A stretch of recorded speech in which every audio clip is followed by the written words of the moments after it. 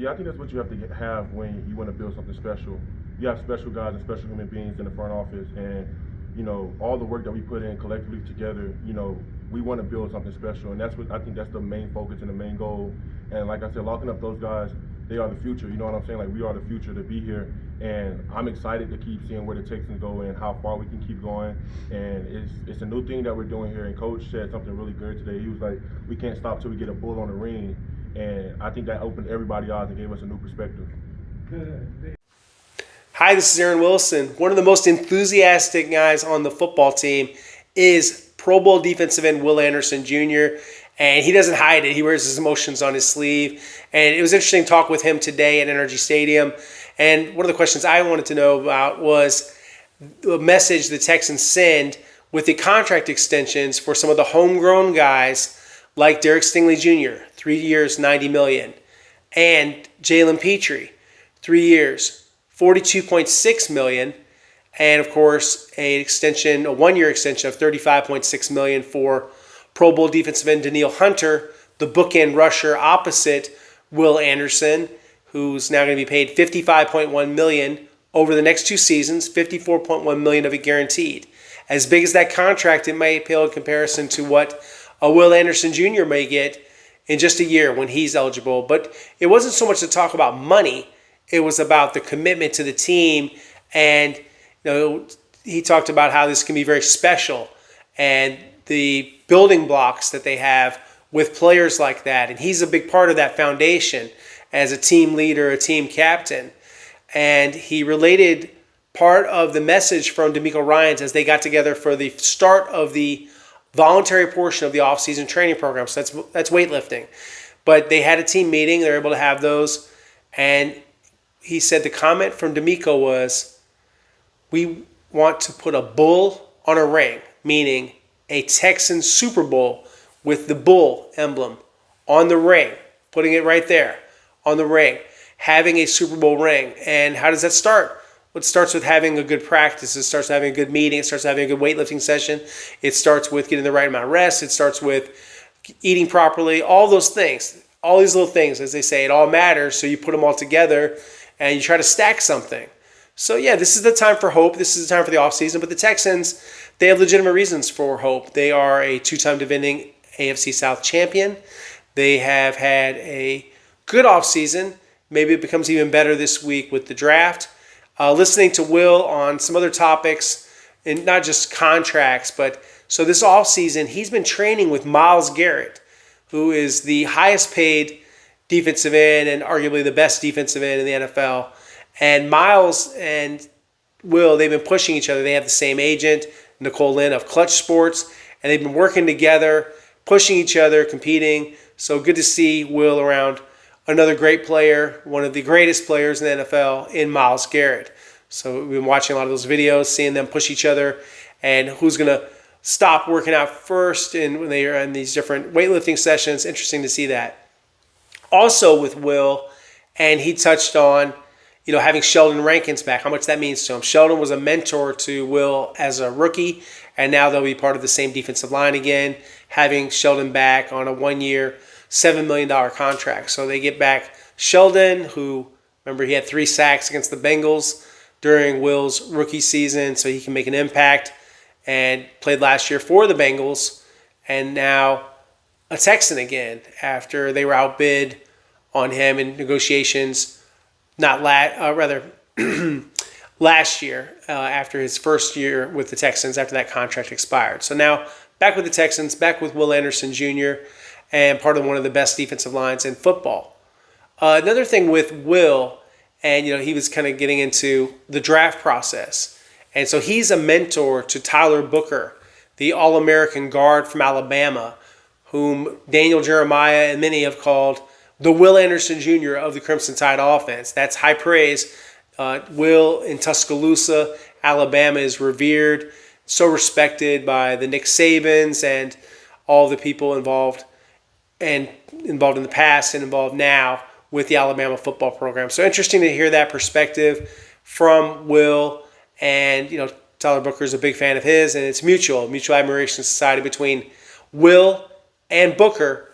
And Booker is someone that is under consideration for the Texans. We don't know if he'll still be there when they're drafting, if they stay at 25th overall. Same thing with Kelvin Banks. I addressed Kelvin in a separate video.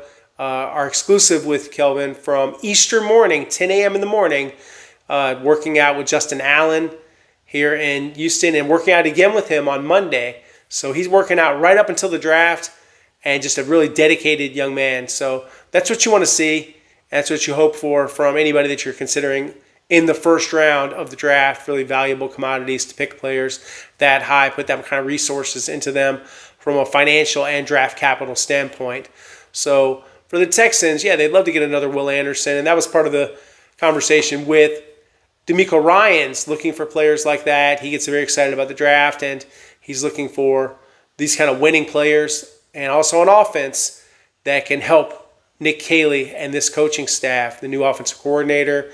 And, yeah, they're just looking for, I think they're not really locked into anything, but obviously there's going to be a tilt toward offensive line, wide receiver, and D-tackle is something they're interested in too, as well as the running back position. But, yeah, I think this could be an offensive draft for the Texans. And, you know, maybe that's the right way to go considering the strength of this team is its defense with players like Will Anderson Jr., and we're going to hear more from Will Anderson, and so I'll be attaching some videos here after my little chalk talk here about Will and the comments he had today at NRG Stadium. But, yeah, it's exciting to see Will in the building and just talk with him because I think he's just such an important part. He's a bell cow for this team, and, you know, when you talk about leadership, you talk about a team captain, a guy that's really earned the right to be a young leader.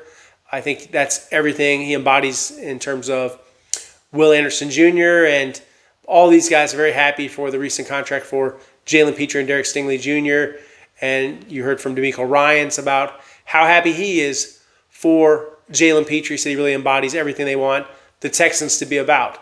So, yeah, for the Texans and Will Anderson Jr., yeah, the present and future looks really bright. And that's what will, you know, my primary takeaway from talking with him today is how enthusiastic he is about what Nick Caserio, what DeMeco Ryans, and the entire program that they're building. So, yeah, they're trying to make this run. And as they say, let's put a bull on a ring. So, yeah, that sounds good. Yeah, for you fans, obviously, you know, it is frustrating. They've been 0-6 in the AFC divisional round. They're the only team in the AFC to never reach the AFC title game.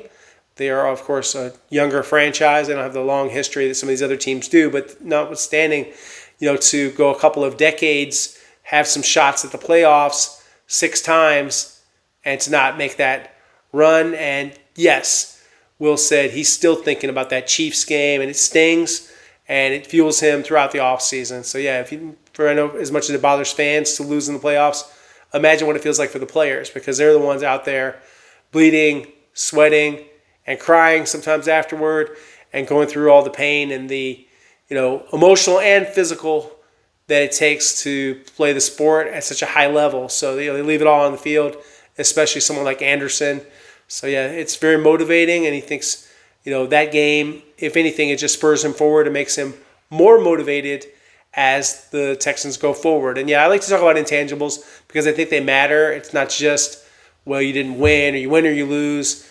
You know, sometimes it's how you feel, how do you react to wins and losses. I try to apply some of these things to reporting. You know, if I get a story, don't get a story, what could I have done better? What was kind of my takeaway for how could I have done a story better? All those sorts of things. So, yeah, you try to be analytical about whatever type of performance you're having, whether it's media or whether it's, you know, playing football or whether it's, you know, sound quality. You want it to sound good. I want it to look as good as possible. And, yeah, bring this to you guys for the channel. And this is free of charge, of course. You know, this is a, you know, something you can tune into. You can subscribe and like, as well as all of my content at www.click2houston and at KPRC2. And also on all my social channels at Instagram, AaronWilson7128, Twitter /X at AaronWilson_NFL. And I'm also on Blue Sky and Threads. So, yeah, embrace all the social media. But really liking YouTube and having a lot of fun with it. And I appreciate all the feedback. I read all the comments, good, bad, or in between. And I appreciate the feedback and our interactions. So yeah, thanks guys. Talk soon. It's been a lot of emotions. It's been a lot of thought, man, and just to be around the guys again, it's nothing but smiles, and you can feel the energy in the building, man. It's light, and I think everybody's in the same, mindset and going in the same direction, and it's beautiful. Yeah, man, he's a funny guy. I love him to death, man. And the relationship that we built, over these last couple of years, it's been awesome. His work ethic is crazy, and I've learned so much from him, just how to take care of my body, man. The things I need to do for my body, eating right, sleeping right, nutrition, all those type of things, and it's been competitive. We've been talking a lot of crap to each other, and we've been going back and forth, but the work has been really good. Guys are cornerstones for our defense, you know what I'm saying? And they bring a lot of juice, a lot of excitement to the defense, and their playmaking abilities, it show up every Sunday, Thursday, whenever we play. And those are guys that we love having in the building, man. And I'm excited to keep rolling with them. I'm excited what they're going to do, man. And, the work don't stop. They're the same guys, no matter how much money they make, they're going to go out there and make plays and make sure that they're making the guys around them, holding them accountable as well and going out there and doing our jobs. Everything.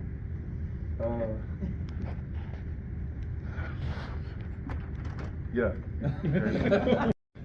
I was telling my coach today, I was like, please don't let me be the youngest guy in the room for the third year in a row, man. Tyler Booker, man, I speak very highly of him, man. Great character guy, but I think he has all the attributes you need to play the offensive line position. He's a mauler. He loves to finish blocks. His leadership skills, his mentality. He wants to be the best, and he's really hard on himself. And, I'm kind of the same way, and that's what builds you up. That's what makes, who you are.